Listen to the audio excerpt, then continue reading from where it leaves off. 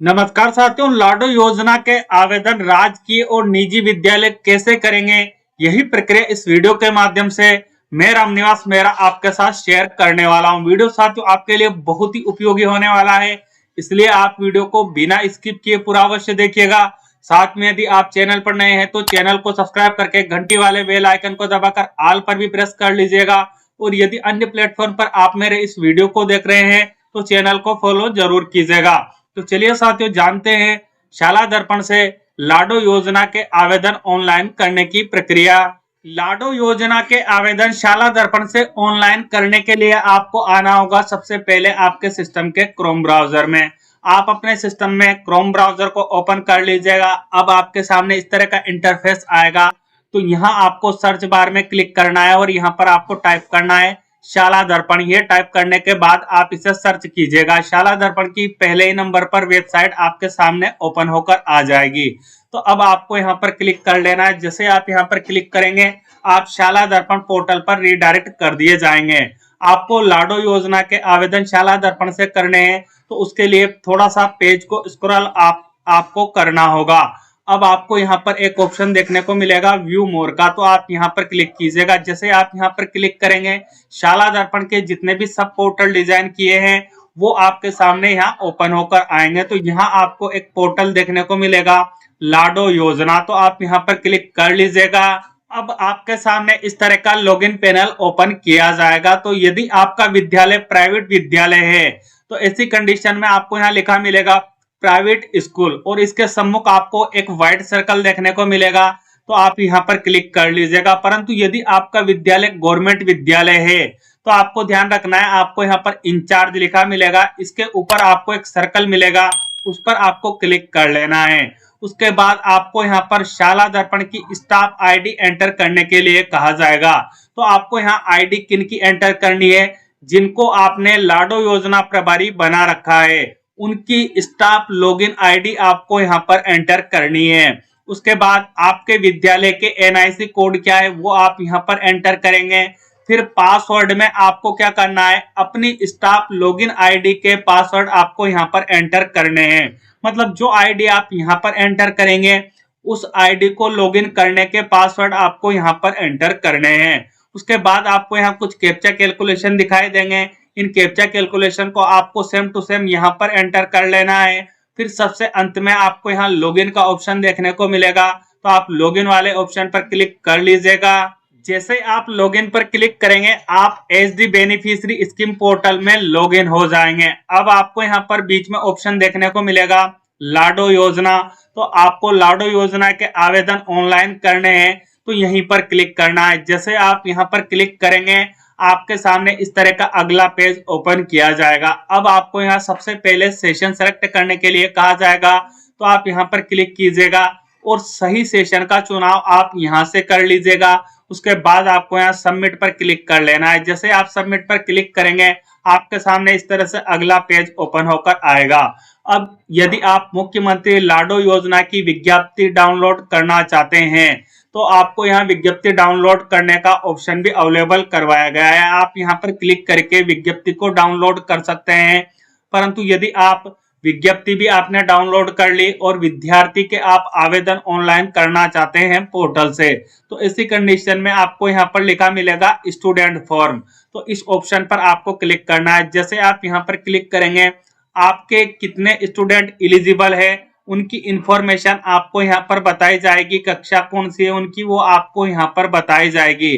अब आपको eligible student के ऑनलाइन आवेदन करने हैं, तो उसके लिए जो गर्ल्स आपको यहाँ पर एलिजिबल बताई जा रही है उनकी संख्या आपको यहाँ पर बताई जाएगी, उन पर आपको क्लिक करना है। जैसे आप यहाँ पर क्लिक करेंगे आपके सामने अगला पेज ओपन होकर आएगा, तो आपको क्या करना है, पेज को स्क्रॉल अप करना है। जब आप पेज को स्क्रॉल अप करेंगे तो आप जिस भी कक्षा और वर्ग का चयन करेंगे उस कक्षा के विद्यार्थियों के नेम आपको यहाँ पर देखने को मिल जाएंगे। विद्यार्थी का फादर नेम आप यहाँ पर देख सकते हैं, विद्यार्थी का मदर नेम आपको यहाँ पर डिस्प्ले किया जाएगा, विद्यार्थी की डेट ऑफ बर्थ भी आपको यहाँ पर बताई जाएगी। यदि स्टूडेंट का पहले से आपने आवेदन कर दिया होगा तो ऐसी कंडीशन में आपको यहाँ already applied in another session मिल जाएगा। और यदि आपने स्टूडेंट का आवेदन ऑनलाइन नहीं किया होगा तो आपको यहाँ पर स्टेटस में पेंडिंग लिखा मिलेगा। अब आपको इन विद्यार्थियों के आवेदन ऑनलाइन करने हैं।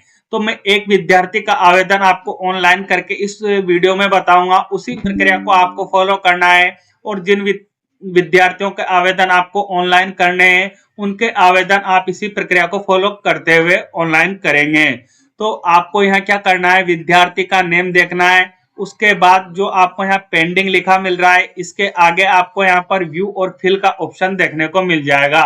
तो आपको इस ऑप्शन पर क्लिक करना है। जैसे आप इस पर क्लिक करेंगे आपके सामने विद्यार्थी की डिटेल यहाँ ऊपर की ओर डिस्प्ले की जाएगी। तो आपको क्या करना है, पेज को स्क्रॉल अप करना है। जब आप पेज को स्क्रॉल अप करेंगे तो सबसे पहले आपसे विद्यार्थी की पीसीटीएस आईडी मांगी जाएगी। अब पीसीटीएस आईडी आपको कैसे मिल सकती है उससे जुड़ा वीडियो मैंने आपकी सहायता हेतु चैनल पर पहले ही उपलब्ध करवा दिया है। यदि आपके पास विद्यार्थी की पीसीटीएस आईडी नहीं है और आपको आईडी पता नहीं है तो ऐसी कंडीशन में आप इस वीडियो के डिस्क्रिप्शन बॉक्स में जाइएगा, वहां मैंने आपकी सहायता हेतु एक वीडियो का लिंक उपलब्ध करवाया है।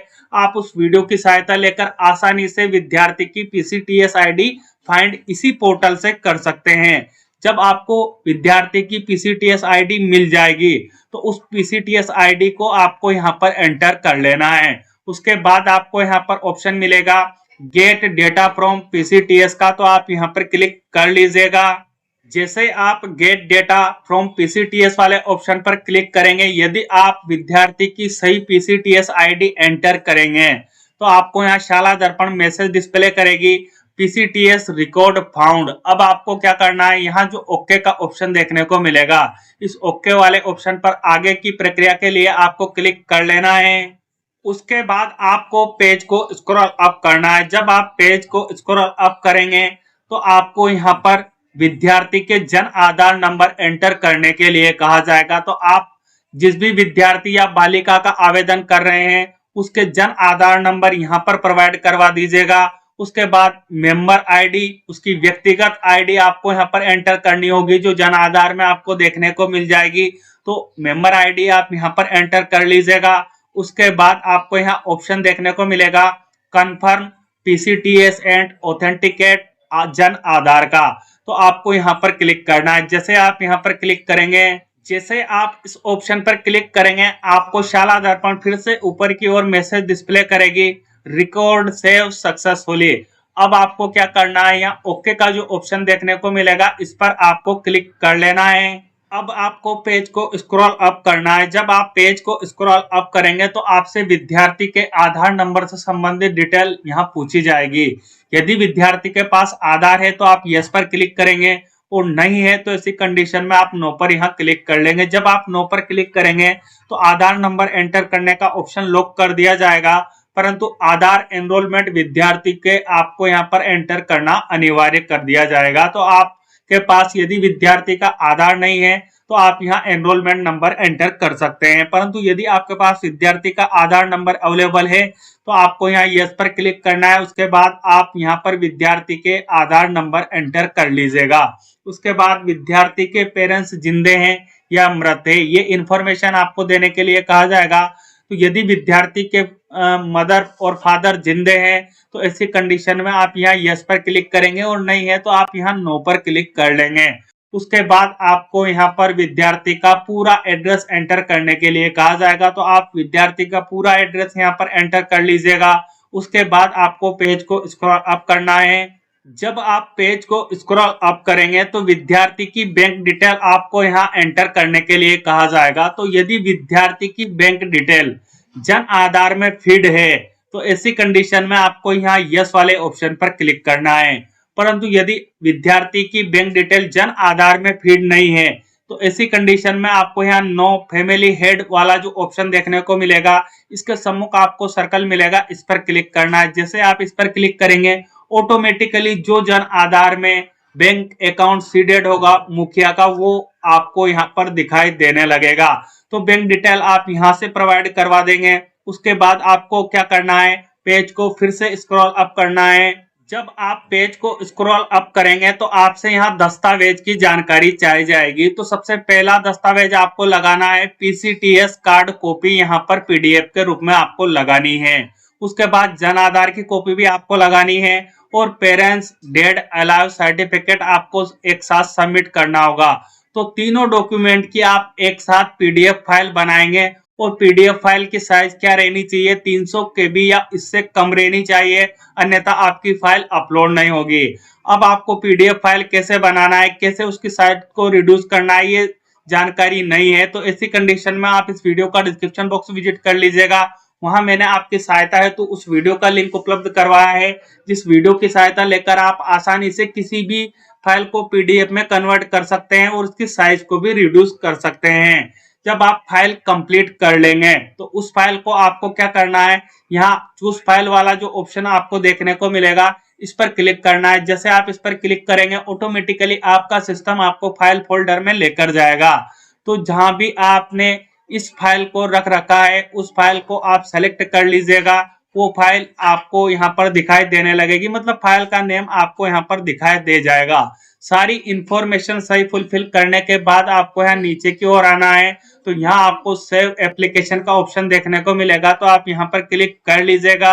जैसे आप सेव पर क्लिक करेंगे शाला दर्पण आपको इस तरह का मैसेज यहाँ पर डिस्प्ले करेगी, जिसमें आपको जानकारी देगी कि आपने कब फाइल को सेव किया है या कब आवेदन को सेव किया है, वो डेट की इंफॉर्मेशन आपको यहाँ पर बताई जाएगी। अब आपको यहाँ ओके का जो ऑप्शन देखने को मिलेगा, तो आप इस ओके वाले ऑप्शन पर क्लिक कर लीजिएगा। जैसे ही आप ओके पर क्लिक करेंगे आपके सामने आवेदन को दोबारा ओपन किया जाएगा। तो आप आवेदन को रीचेक करना चाहते हैं तो आप आवेदन को अच्छे से यहाँ से रीचेक कर सकते हैं। उसके बाद यदि आप आवेदन की प्रिंट लेना चाहते हैं तो आपको यहाँ प्रिंट का ऑप्शन भी देखने को मिल जाएगा। तो आप यहाँ पर क्लिक करके आवेदन का प्रिंट भी ले सकते हैं और अपने स्थायी रिकॉर्ड में रख सकते हैं। सारा कार्य सही करने के उपरांत आपको यहाँ जो क्लोज का ऑप्शन देखने को मिलेगा, इस ऑप्शन पर क्लिक करना है। जैसे आप इस पर क्लिक करेंगे ये आवेदन आपके सामने से हटा लिया जाएगा। अब आपको आगे क्या करना है, जिस कक्षा के विद्यार्थी का आवेदन आपने किया था उस कक्षा के आगे आपको जो विद्यार्थियों की संख्या यहाँ पर दिखाई देगी, वहां टोटल गर्ल अप्लाइड में आपको यहाँ पर आवेदन की संख्या दिखाई देने लग जाएगी। तो आप यहाँ पर क्लिक कर लीजिएगा। अब आपको पेज को स्क्रॉल अप करना है। जब आप पेज को स्क्रॉल अप करेंगे तो जिस विद्यार्थी का आवेदन आप कंप्लीट कर चुके होंगे उसकी इंफॉर्मेशन आपको यहाँ पर बताई जाएगी। यदि आप आवेदन देखना चाहते हैं तो व्यू और फिल का ऑप्शन आपको यहाँ पर मिल जाएगा। यदि आपसे गलत आवेदन हुआ है तो आप आवेदन को यहाँ से डिलीट भी कर सकते हैं, परंतु यदि आपने सही आवेदन किया है तो ऐसी कंडीशन में आपको यहाँ लॉक का ऑप्शन देखने को मिलेगा। तो आप लॉक वाले ऑप्शन पर क्लिक कीजिएगा। जैसे आप लॉक पर क्लिक करेंगे आपके सामने इस तरह का मैसेज डिस्प्ले किया जाएगा, जिसमें आपको जानकारी दी जाएगी कि यदि आपने आवेदन गलत लॉक किया तो समस्त जिम्मेदारी जो आवेदन करता या लाडो प्रभारी है उनकी रहेगी। इस बात का आपको ध्यान रखना है। तो आपको आवेदन सही करना है। यदि आप सारी जानकारी सही ऑनलाइन कर रहे हैं तो आपको जो यहाँ ओके का ऑप्शन देखने को मिलेगा, इस ओके वाले ऑप्शन पर क्लिक कर लेना है। जैसे आप ओके पर क्लिक करेंगे आपके सामने इस तरह का पेज ओपन किया जाएगा। तो जो भी लाडो प्रभारी आपने नियुक्त अपने विद्यालय में कर रखा है उसके मोबाइल नंबर पर एक वन टाइम पासवर्ड या ओटीपी भेजा जाएगा। मोबाइल नंबर आपको यहाँ पर बताए जाएंगे, तो ओटीपी इन मोबाइल नंबर पर आएंगे। उस ओटीपी को आपको क्या करना है, यहाँ पर एंटर करना है। जिस तरह से मैं एंटर कर रहा हूँ इस तरह से आप यहाँ पर जो भी आपके नंबर पर वन टाइम पासवर्ड आते हैं उनको यहाँ पर एंटर कीजिएगा। फिर आपको यहाँ सबमिट का ऑप्शन देखने को मिलेगा, तो आप सबमिट वाले ऑप्शन पर क्लिक कर लीजिएगा। जैसे आप सबमिट पर क्लिक करेंगे ऊपर की ओर आपको मैसेज डिस्प्ले कर दिया जाएगा, एप्लीकेशन लॉक्ड सक्सेसफुली। अब आपको यहाँ जो ओके का ऑप्शन देखने को मिलेगा, इस ओके वाले ऑप्शन पर आपको क्लिक कर लेना है। जैसे आप ओके पर क्लिक करेंगे आपके द्वारा जो लाडो योजना का आवेदन विद्यार्थी का आप कर रहे थे वो लॉक हो जाएगा और लॉक होकर आगे की प्रक्रिया के लिए फॉरवर्ड हो जाएगा। तो उम्मीद करता हूं साथियों इस वीडियो की सहायता लेकर आप लाडो योजना के आवेदन आसानी से कर पाएंगे। वीडियो निश्चित ही आपके लिए उपयोगी रहेगी। यदि वीडियो आपको उपयोगी लगी हो तो वीडियो को लाइक अवश्य कीजिएगा, साथ में इस वीडियो को हमारे सभी साथियों तक पहुंचाइएगा ताकि जिस प्रकार आपका कार्य आसान हुआ है उसी प्रकार हमारे अन्य साथियों का कार्य भी आसान हो जाए। और आपको मुझसे किसी भी प्रकार की तकनीकी सहायता चाहिए या वीडियो संबंधी राय आप मुझे देना चाहते हैं तो कमेंट बॉक्स में कमेंट अवश्य कीजिएगा। मिलते हैं साथियों इसी तरह के इंपॉर्टेंट वीडियो के साथ, तब तक के लिए जय हिंद, जय भारत।